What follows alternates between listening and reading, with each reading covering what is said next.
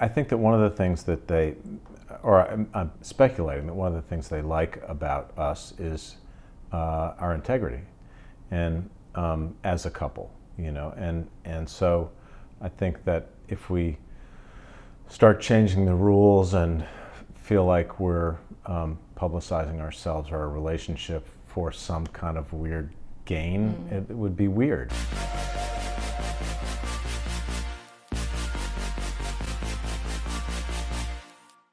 Hi friends, welcome back to Really Famous. I'm Kara. You're about to see me try to convince Tim Daly, a friend and my most frequent Really Famous guest, to convince his partner, Téa Leoni, to be on the show. He has a fabulous response, and we also talk about privacy, how he keeps his relationships truly intimate, and what's behind the biggest fantasies that his and Téa's fans have about the couple.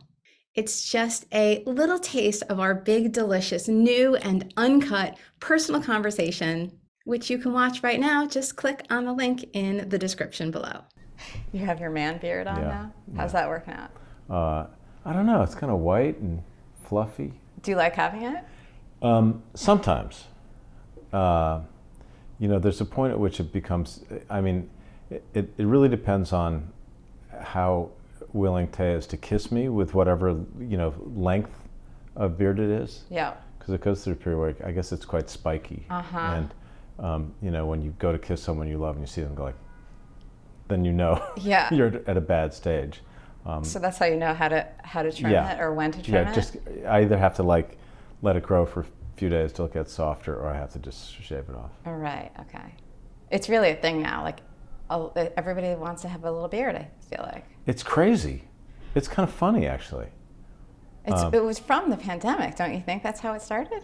Oh, you should have seen me during the pandemic. I did see you. I grew like a whole billy goat thing. I was going insane. But yeah, I think that's when it started. Now everybody wants one. Yeah, but I think it started before that. Do you? Yeah, a lot of guys are rocking beards now. Yeah. I don't know. By the way, how do athletes do that? They're sweaty in these big bird's nests. I don't know. It's like, ugh. Anyway. Yeah. I wonder about that too with like long hair. You want to pull it back and whatever. But some athletes who have a lot of hair and like it might be down or something, like I couldn't do it. Yeah. Hair's got to go up when I'm doing anything like that. And my hair's short now.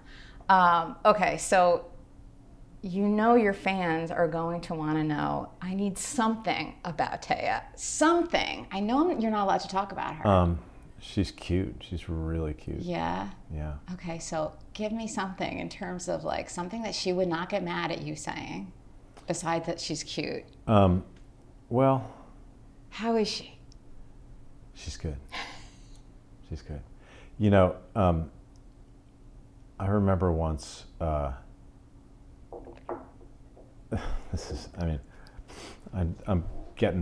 already getting into trouble by telling this story, but I was asked on an interview years and years ago when I was still married. Somebody said, what's the secret to, a long Hollywood marriage? And I said, not talking about it on television. Now, that didn't work either, because my marriage didn't last, but I just don't, it's like, I really want to hold something private. Mm-hmm. I mean, we're in this world now where kids especially, live exposed 24/7. They're just completely exposed their lives. And I had this realization a few years ago, actually, that not only do kids, I was sort of mourning the loss of privacy, and I realized they don't know what privacy is. They've never had it. A 15-year-old who's had a phone since they were 5, they don't know what it is. And I do know what it is, and I go back and forth between thinking how much I should reveal about my life and myself and my love and my family, and how much I should just keep to myself. But I don't want to get in trouble. Let's put it that way. I don't want to get in trouble with that. Got it. Yeah, it's just too good. I don't want to fuck it up. Yeah, no, I totally get it. And she likes her privacy too, even more than you probably. A little more, yeah. Right. And so I remember I've been trying to ask you to have her do my show too. Not going to happen. Never going to happen? No, that'll never happen. There's nothing you can say. You can't like sprinkle a little sauce and What am I mean, what are we talking? Is this transactional? Are you gonna? Yes, I'm only talking to you for Téa. That's why you're now the fifth. I always say this to you. You're the most prolific guest. I am? Yes, I told you that last time. Oh, God. You're my top guest. Oh, geez. And I'm proud of that. I feel like you are just the right person for that. For me, because we have very natural good talks about different things every time. And you always think you have nothing to say, and you always have things to say. I'm just saying. I just think I'm so boring, but anyway. And I tell you over and over, you're not. See, you're just talking. Okay. What were we saying? What brought that up? What were we saying about that?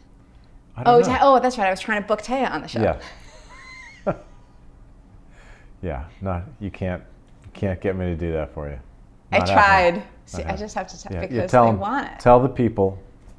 They want it. Again, I think we talked about this last time. You, not just Téa, but you as a couple, you have very loyal fans. They adore the two of you together and separately, individually, both of you individually. Listen, I think that one of the things that they, or I'm speculating that one of the things they like about us is our integrity, and as a couple, and so I think that if we start changing the rules and feel like we're publicizing ourselves or our relationship for some kind of weird gain, it would be weird. I think that as a culture, maybe as a species, we're experiencing this huge lack of human connection and intimacy because it's fake now. We think that we have it because we look at Instagram or something, or for God's sake, Twitter, or Facebook, and it's not real. It's, Facebook is not a place. It's an idea, and so I've often thought that I'll tell you a story about my family. So my mom was dedicated to my father's career, absolutely dedicated to it, and she would insist that he write personal answers to every piece of fan mail that he got. And this rubbed off, I think, on my sister Tyne. And she would spend hours writing personal notes to fans. I'm sure they were thrilled and they really loved it. But those hours were spent relating to people she didn't know and she couldn't love, and they couldn't really love her back in a significant, meaningful way. Which means something had to give. I would rather spend those hours with my children, with my family, the people that I love, with my friends, than give too much of myself to people that I don't know. It's not that I'm not appreciative of the people that appreciate me and my work. It's amazing that anybody has spent the time watching me on TV or coming to the theater or gone to the movies. But and I thank them profoundly, but my real relationships are my real relationships. Yeah, as is obviously much healthier. Yes, and I would rather spend time nurturing and caring for those things than trying to nurture people that I actually don't know. Right, so as you're sharing publicly, you're really nurturing them, not your actual relationships. Yes. Right, because that would be for their benefit. Well, sort of, but I would, and I would say not in a snobby way, because I know that there are things that I've done that are really meaningful to people. The shows that I've done, characters that I've played that have meant a lot to them, and I'm incredibly grateful for having the opportunity of doing that, and for the fact that people feel so strongly about it. But I think that their appreciation of that should go towards healing or nurturing or enlightening their own personal relationships, and not a fantasy of what their relationship might be with me. Yeah, well, I feel like just as the therapist, I have to say that they may be working out their own personal relationships through you. Right, so they're coming in, and the reason why they feel attached to you, right, probably has something to do with which is great. But I'm saying, make the circle back to your of course. Don't leave it with me. Go back to where it really counts, which is your husband, wife, lover, family, son, daughter, whatever that may be, pet. Yes, grandmother, whoever. Yeah, whoever. Yeah, no, I totally get Friends. it. Also, here's another weird thing that I was talking to my kids about recently too, is that I feel like, yes, people are lonelier and they're disconnected now, no question. So social media, I'm sure, has something to do with it. I think the pandemic has something to do with it. I think all the world events have something to do with it.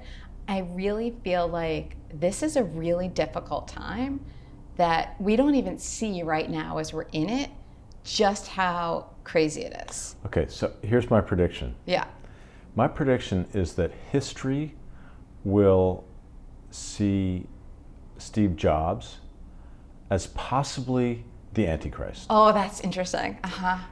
I mean, if you think about the Apple logo, there's the bite out of the apple. It's biblical, right? It's our fall from the Garden of Eden. It's right on the fucking phone. That's interesting. And this idea, this false idea that he's connected everyone is just that, it's false.